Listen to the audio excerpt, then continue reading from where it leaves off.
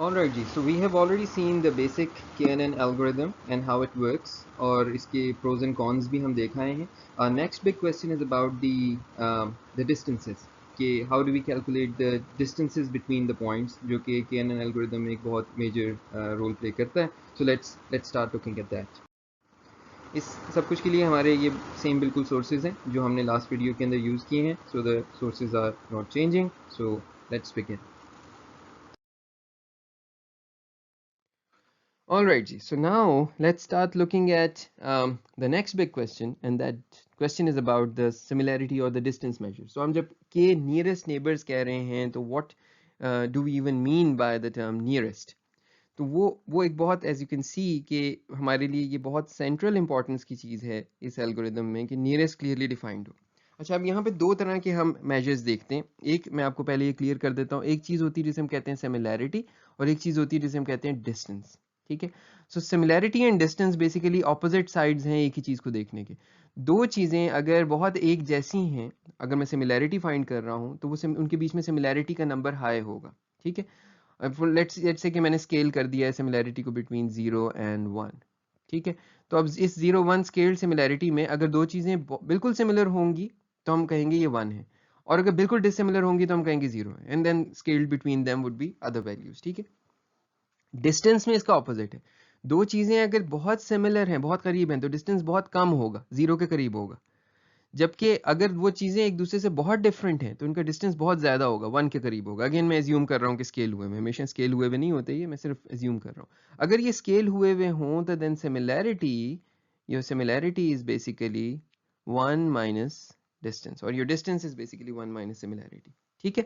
तो ये हमारे पास डिस्क्रिप्शन है, ये इन दोनों का आपस का ताल्लुक है. तो इससे कभी कंफ्यूज ना होइएगा. आप टर्म सुनेंगे कोसाइन सिमिलैरिटी, आप सुनेंगे यूक्लिडियन डिस्टेंस, तो ये दोनों की दोनों टर्म्स यूज हम करते हैं. अच्छा, दूसरी बात जो अभी तक हमने पिछली तस्वीरों के अंदर विजुअली देख रहे थे, ये पर्टिकुलर डिस्टेंस यूक्लिडियन डिस्टेंस था. जरूरी नहीं है कि हमेशा यही डिस्टेंस हमारे लिए बहुत अच्छा डिस्टेंस हो. दिस इज लाइक ये वो आपकी पाइथागोरस थ्योरम से आ रहा है, और बहुत से केसेस में ये बहुत अच्छा भी होता है, लेकिन इसके अपने प्रॉब्लम्स भी हैं. ठीक है. तो हमारा KNN बहुत डिपेंड करता है सेंट्रली कि हमने डिस्टेंस या सिमिलैरिटी का मेजर क्या यूज किया है. अच्छा, अब ये मेजर डोमेन टू डोमेन भी वेरी करते हैं. सो टेक्स्ट डॉक्यूमेंट्स में या NLP के अंदर और तरह के डिस्टेंसेस हमारे लिए अच्छा परफॉर्म करेंगे. इमेज के डोमेन में और तरह के डिस्टेंसेस अच्छा परफॉर्म करेंगे. हो सकता है न्यूमेरिकल डोमेन में या और प्रॉब्लम्स में हमारे लिए और डिस्टेंसेस अच्छा परफॉर्म करें. तो मैं सारे के सारे तो ऑब्वियसली नहीं कवर कर सकता और ना कवर करूंगा. आपको शुरू में जो लिंक्स दिए गए उनमें एक लिंक है जिसने, एक पेपर है बेसिकली, जिसने 8 फैमिलीज ऑफ डिस्टेंसेस को कंपेयर किया हुआ है, और बेसिकली टोटल 54 डिस्टेंसेस कंपेयर किए हुए हैं. I just be talking about 3. But वहाँ पर अगर आपने मजीद डिटेल्स चाहिए हो तो you can look at that paper, and even that paper is not comprehensive. उसने टेक्स्ट के और NLP के एंगल से ज़्यादा चीज़ों को नहीं देखा हुआ. तो उसके अलावा भी बेतहाशा डिस्टेंसेज हैं. सो कहने का मकसद सिर्फ ये है कि द डेफिनेशन ऑफ डिस्टेंस और the choice of distance depends a lot on the exact problem. उसके हिसाब से सोचना होता है कि which distance make sense for this. कहीं को रिलेशन मेक सेंस कर रही होती है, कहीं कोसाइन सिमिलैरिटी मेक सेंस कर रही होती है, कहीं एडिट डिस्टेंसेस मेक सेंस कर रहे होते हैं कि कितना एडिट्स करें एक स्ट्रिंग के अंदर तो ये दूसरी स्ट्रिंग बन जाएगी, जहां edit is defined as deletion of a single character और insertion of a single character और substitution of a single character. कभी कभी इसमें एक और चीज ट्रांसपोजिशन भी आ जाती है. तो एडिट डिस्टेंसेस NLP की डोमेन में एक बहुत बड़ा, बहुत इंटरेस्टिंग डिस्टेंस का मेजर है. Similarly, we can look at set overlaps and intersection over unions. So वो भी एक और Jacquard similarity और Jarrow distances और इस तरह की चीजें. There are a lot of ways in which we can define similarities and distances. With that in mind, let's look at just one family of distances. ये बहुत generic हैं और हर फील्ड में यूज जरूर हो जाते हैं with their own pros and cons. मैं सिर्फ इनकी बात करता हूँ, इनसे थोड़ा सा आपके जहन में कुछ clarity चीज़ों की आ जाए. But the idea is that use of distance will depend on the problem. So this family is known as the Minkowski distance. ये एक generalized form है बहुत से distances की, जो जिसमें से 3 basically Euclidean, Manhattan और Chebyshev distances हैं. हम इन तीनों को सिर्फ देखेंगे और Minkowski distance के general formula को देखेंगे, उसको थोड़ा सा समझने की कोशिश करेंगे.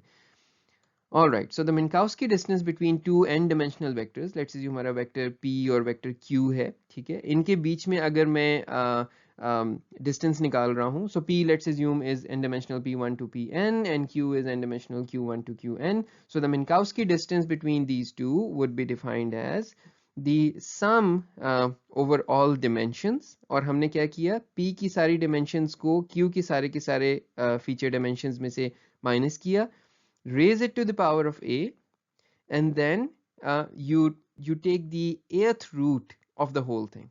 ठीक है, अब ये यहाँ पर इस पे एग्जाम्पशन ये भी है कि a is greater than or equal to 1. ठीक है, इसको घूरें थोड़ी देर के लिए, इसको ज़रा सोचें इसके बारे में, एक आध मिनट बेशक वीडियो पॉज करके कि ये आपके सामने जो चीज़ बनी हुई है ये क्या नज़र आ रही है.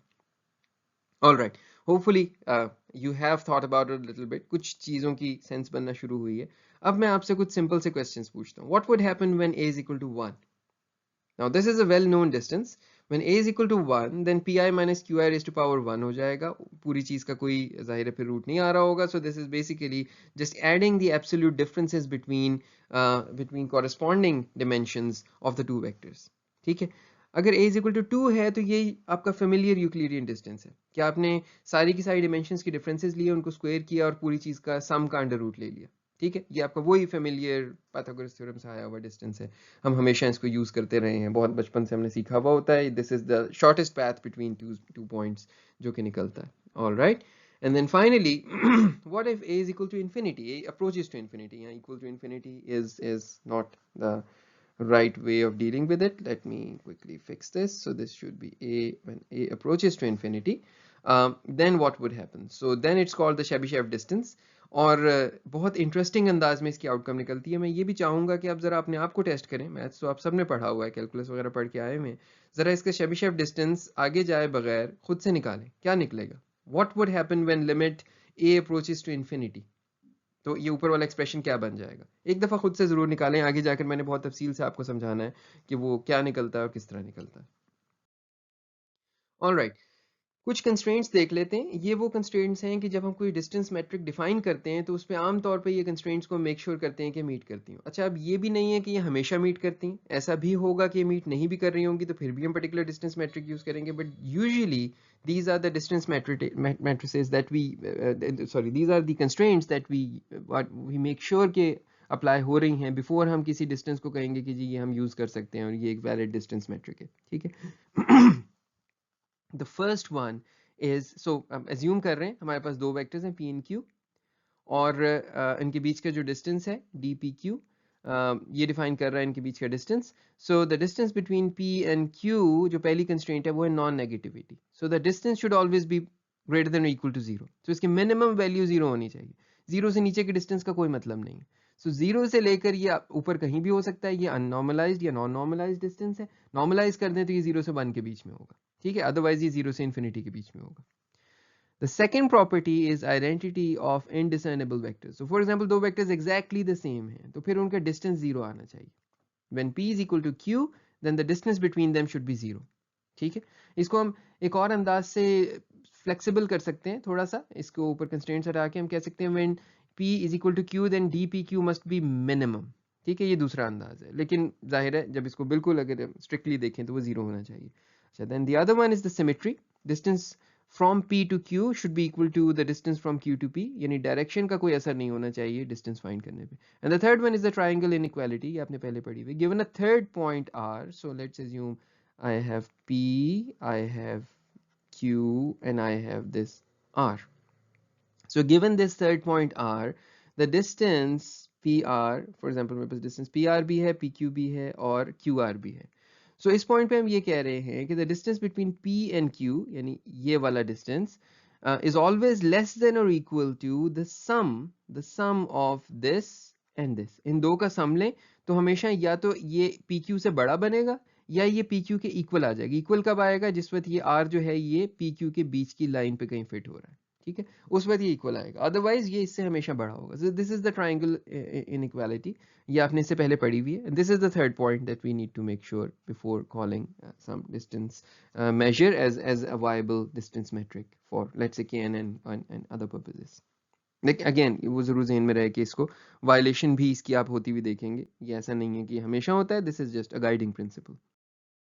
All right, so the Manhattan distance, the first one where a is equal to 1.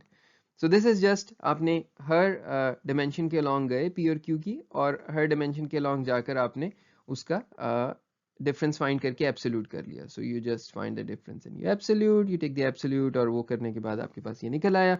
ये किस तरह का लगेगा अपने जहन में ज़रा विजुलाइज करें. सो सक्सेसिव डिमेंशंस के डिस्टेंसेस निकाले हैं, उनको पॉजिटिव किया है और उनको आपने सम कर दिया, right. So the distance between 2 points is the sum of the absolute differences of the cartesian coordinates. It's the total sum of the difference between the x coordinates and the y coordinates. This is for 2 dimensions. अगर हम इसकी बात कर रहे हैं, इसकी शक्ल कुछ इस तरह की. This is one particular way of visualising it. यहाँ पर ये डिस्टेंस बना हुआ है, मैं आगे आपको एक और डायग्राम भी इसकी शो करूंगा. बट यहाँ ग्रीन जो नजर आ रहा है, this is your Euclidean, that's the unique distance between A and B.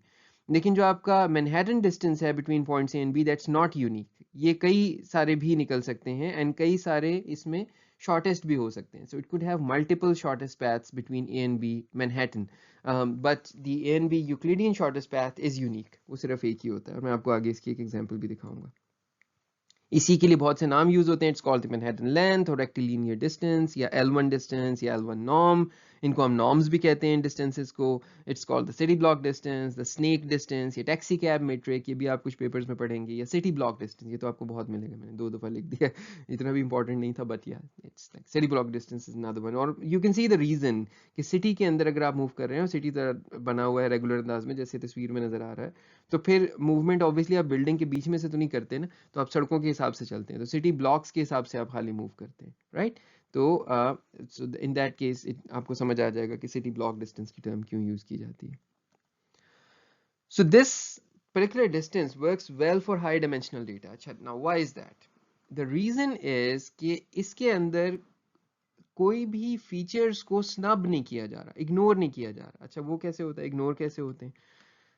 यहाँ पर जो भी डिफरेंसेस हैं बिटवीन कोरिस्पॉन्डिंग फीचर्स, वो डिफरेंसेस उतने ही रहते हैं. सिर्फ ऑब्वियसली डायरेक्शन से उसको इंडिपेंडेंट करने के लिए कि आप पी क्यू निकाल रहे हैं या क्यू पी निकाल रहे हैं, तो आप उसका जो है वो यहाँ पर उसको एब्सोल्यूट कर रहे हैं, उसका नेगेटिव्स को पॉजिटिव में कन्वर्ट कर रहे हैं. लेकिन अदर देन दैट आप उसके अंदर कोई तब्दीली नहीं कर रहे, कुछ बढ़ा नहीं रहे.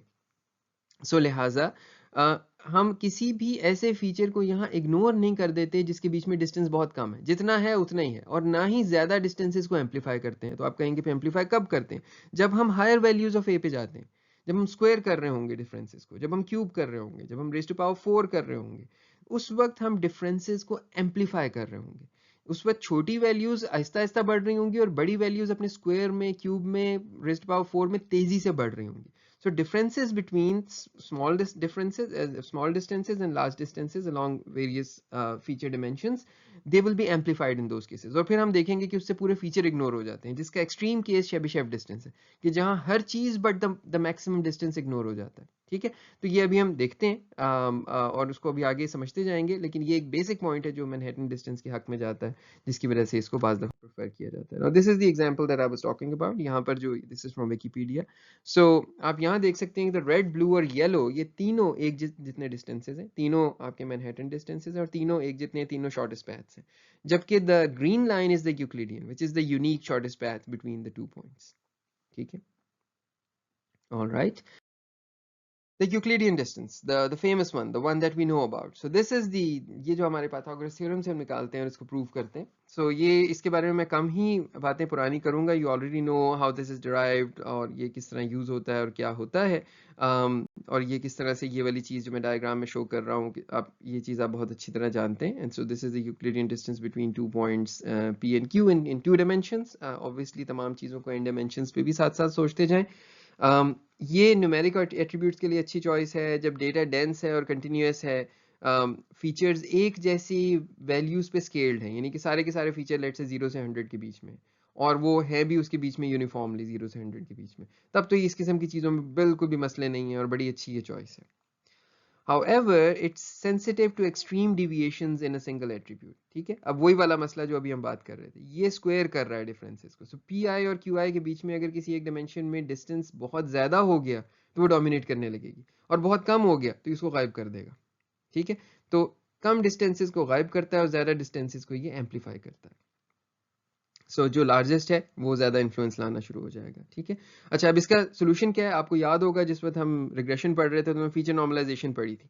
तो वो फीचर नॉर्मलाइजेशन के सारे फीचर्स को एक जैसे स्केल के ऊपर ले आना. So that could be one possible solution to pre process some data and make it useful for higher values of Minkowski distances like this 2.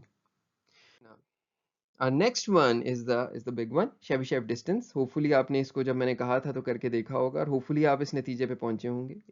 I don't know, अगर आपको ज़बानी याद नहीं था तो हो सकता है कि आप में से ज़्यादातर कह रहे होंगे यार ये कैसे आ सकता है, ये क्या बात हुई, ये max कैसे हो सकता है. So Chebyshev distance between P and Q, basically this is the Minkowski distance where limit A approaches to infinity. When A approaches to infinity तो हम ये कहते हैं कि इसका आंसर ये आ रहा है कि जो मैक्सिमम वैल्यू है डिफरेंस की किसी भी डायमेंशन के लॉन्ग, सो अब सारी dimensions i is equal to 1 to n सब में डिफरेंसेस निकाले और उसमें से जो सबसे बड़ा डिस्टेंस था उसको उठा के बाहर निकाल दिया कि ये इसका आंसर है. So how do we solve one to get to the other and what's the intuition behind that. So for that, let's assume two vectors. Your P is 2, 3 and so on up to 9 and your Q is 4, 6 and up to 10. कुछ भी ये features हो सकते हैं regardless of that. These are two vectors. So आपका जो Chebyshev distance निकलेगा वो इस तरह निकलेगा. So PQ निकाल रहे हैं, so 2 minus 4, 3 minus 6, 9 minus 10 और इसकी values आ जाएंगी. अभी ये सब raised to power a है और पूरी the whole thing is raised to power ath root. ठीक है, where a approaches to infinity. इसका एक जरा simple case देखते हैं. Let's make a is equal to 2. When a is equal to 2, अगर आप ओरिजिनल डिफरेंसेस देखते तो अब जरा मेरे साथ साथ रहिएगा और तवज्जो से चीज को समझने की कोशिश कीजिएगा. If you look at the original differences, there are like 2, 3 and 1. These are the original differences along these three dimensions. जब हम स्क्वायर में आए तो ये 3 minus 2 डिफरेंस जो था, अगर मैं यहाँ पे देखूं इसमें और इसमें कितना फर्क था, तो 1 का फर्क था. यहाँ पे ये फर्क कितना हो गया, 5 का फर्क हो गया. So this difference between these two have been amplified and similarly along here. ये देखें ना, ये 2, 3 और ये 1 था, जबकि अब ये 4, 9 और 1 हो गया. So differences amplify होना शुरू हो गए. What happens when a is equal to 3? There is a further amplification. ये dwarf out हो गया और ये tall होता चला जा रहा है और ये वहीं का वहीं खड़ा है जहां पर था. So ये चीज टॉल बड़ी तेजी से टॉल होती जा रही है. जो इनमें सबसे हाईएस्ट है ना वो तेजी से बाकियों पे डोमिनेट कर रहा है जैसे जैसे पावर्स बढ़ रही हैं. Let's say when a is equal to 10 क्या होगा?